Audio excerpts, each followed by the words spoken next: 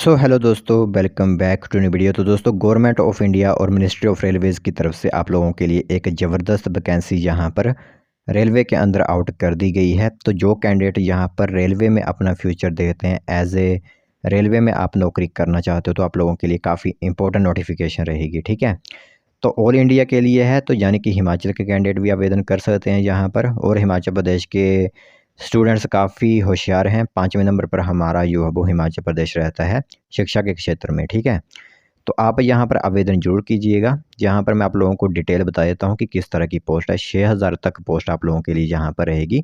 Technicians की post यहाँ पर आप लोगों के लिए रहेगी। ठीक है, देख सकते हो टेक्नीशियन की पोस्ट यहाँ पर रहने वाली है आप लोगों के लिए।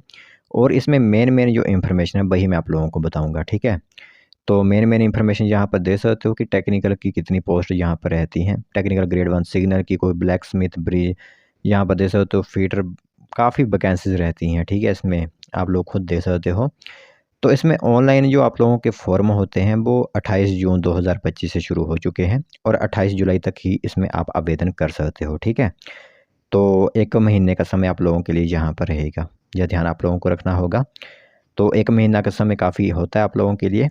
तो इसमें 2 तरह की एक पोस्ट होती है, एक ग्रेड 1 की होती है और एक ग्रेड 3 की होती है। ठीक है, तो ग्रेड 1 में आप लोगों को लेवल 5 की 29,200 रुपये से इनिशियल सैलरी शुरू होती है। ठीक है, 183 पोस्ट होती हैं। ग्रेड 1 सिग्नल में थोड़ी कम पोस्ट होती हैं, लेकिन ग्रेड 3 में आप लोगों के लिए 6055 पोस्ट रहेगी। ठीक है, 18 से 30 वर्ष एज है ग्रेड 3 के लिए, 18 से 33 वर्ष एज है ग्रेड 1 सिग्नल के लिए। ठीक है, यह ध्यान आप लोगों को रखना होगा। मेन जो इन्फॉर्मेशन है वही मैं आप लोगों को यहाँ पर बता रहा हूँ कि क्या-क्या यहाँ पर आप लोगों के लिए क्वालिफ़िकेशंस वगैरह हैं। ठीक है, तो मैंने आप लोगों को एज वगैरह का क्राइटेरिया यहाँ पर बता दिया।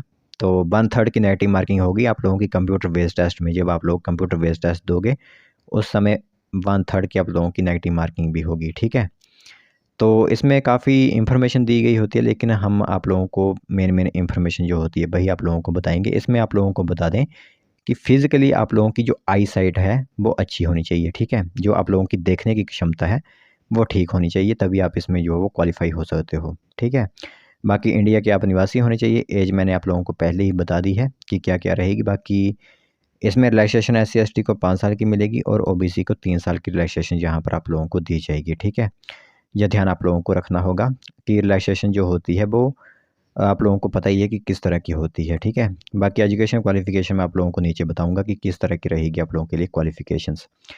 इसमें एग्ज़ामिनेशन फ़ीस की बात हम कर देते हैं कि एग्ज़ामिनेशन फ़ीस जो आप लोगों के लिए कैंडिडेट जो बिलॉन्ग करते हैं जनरल के लिए, OBC के लिए, ठीक है, 500 रुपीज़ फ़ीस तो यहाँ पर रहेगी। लेकिन जब आप अपना CVT 1 देने जाओगे उसके बाद 400 रुपीज़ जो होता है वो रेलवे की तरफ से आप लोगों को जिस बैंक अकाउंट का आपने नाम दिया होता है वो वहीं पर वापस हो जाते हैं, रिफ़ंड हो जाते हैं। ठीक है, तो मतलब एक हिसाब से 100 रुपीज़ फ़ीस ही आप लोगों की यहाँ पर रही। बाकी SC/ST एक्स सर्विसमैन या फिर फीमेल कोई अप्लाई करता है 250 रुपये फ़ीस है, वो 250 रुपये ही आप लोगों को वापस हो जाते हैं यहाँ पर। ठीक है, ऑनलाइन माध्यम से ही आप लोगों को जो फ़ीस जो होती है वो कटवानी होती है और नॉन रिफंडेबल रहती है। जब आप पहला अपना एग्ज़ाम देते हो उसी समय जो है वो आप लोगों के लिए जो है फ़ीस जो होती है वो मैंडेटरी रहती है। ठीक है, देना।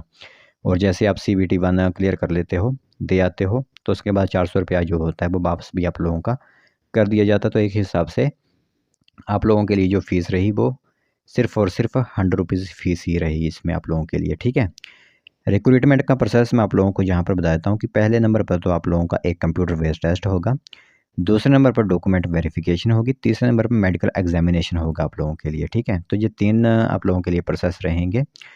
तो कंप्यूटर बेस्ड टेस्ट के लिए आप लोगों को बता दें कि जो लेवल 5 ग्रेड 1 सिग्नल की है उसमें 90 मिनट्स में आप लोगों को 100 क्वेश्चंस करने होते हैं। 1/3 की नेगेटिव मार्किंग होती है आप लोगों के लिए। ठीक है, तो ये आप लोगों को ध्यान रखना होगा। बाकी सिलेबस वही आप लोगों को पता ही है कि जीके होगा, रीजनिंग आएगी, बेसिक कंप्यूटर आएगा आप लोगों के लिए, मैथमेटिक्स के क्वेश्चंस आएंगे, बेसिक साइंस एंड इंजीनियरिंग के क्वेश्चंस भी होंगे जो आप लोगों ने 12th 11th 12th में साइंस स्ट्रीम से अगर पास की होगी, वही क्वेश्चंस आप लोगों को यहाँ पर देखने को मिलते हैं।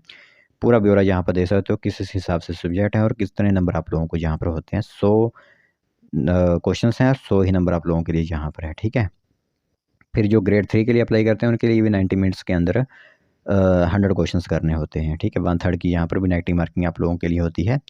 बाकी यहाँ पर आप लोगों को बता दें कि इंजीनियरिंग वगैरह जो भी होता है वो नहीं होता, सिर्फ mathematics, general science, reasoning, general science और अवेयरनेस के ही क्वेश्चन यहाँ पर आप लोगों के होते हैं। सो क्वेश्चन ही यहाँ पर होता है आप लोगों के लिए। बाकी ऑनलाइन माध्यम से ही आप लोगों को अप्लाई करना होगा, किस आरआरबी में अप्लाई करना चाहते हो वो आप यहाँ पर कर सकते हो, ठीक है। तो ये इन्फॉर्मेशन आप लोगों के लिए होगी। बाकी आप लोगों को मैं यहाँ पर क्वालिफ़िकेशन वगैरह बता देता हूँ कि किस तरह की क्वालिफ़िकेशन है, किस पोस्ट के लिए, यानी ग्रेड 2 के लिए क्या क्वालिफ़िकेशन है और ग्रेड 3 के लिए यहाँ पर क्या क्वालिफ़िकेशंस आप लोगों के लिए रहेंगी।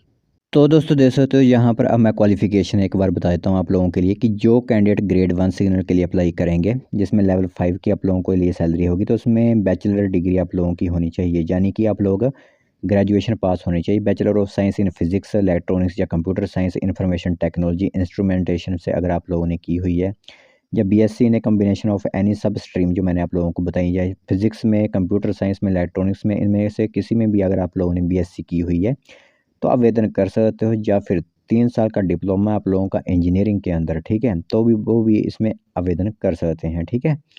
बाकी जो कैंडिडेट यहाँ पर अगर टेक्निकल ग्रेड 3 के लिए अप्लाई करेंगे, ट्रैक मशीन जो कि लेवल 2 की सैलरी होती है, उसमें मैट्रिकुलेशन या फिर जो आप लोगों की 10th होती है, उसके बाद आईटीआई जो आप लोगों की होती है एनसीबीटी या फिर एससीबीटी से, fitter, electrician, electronics mechanic, instrument mechanic, mechatronics, mechanical diesel, mechanic motor, welder, machinist में अगर आप लोगों ने आईटीआई की हुई है, सिर्फ वही कैंडिडेट यहाँ पर ग्रेड 3 में अप्लाई कर सकते हैं, ठीक है। बाकी कुछ स्पेशल भी हैं, जैसे ब्लैक स्मिथ के लिए आप लोगों की आईटीआई ब्लैक स्मिथ के अंदर ही होनी चाहिए, जो हीट ट्रीटर होता है, या फिर फाउंड्री मैन, पैटर्न मेकर। फिर दूसरा आप लोगों के लिए ब्रिज वाले जो होते हैं उनके लिए भी फीटर या फिर फीटर का ही आप लोगों के पास वेल्डर का जो है वो डिप्लोमा होना चाहिए। कैरिज एंड बैगन के लिए fitter, carpenter, welder, plumber, pipe fitter, कोई भी इसमें आवेदन कर सकता है, ठीक है।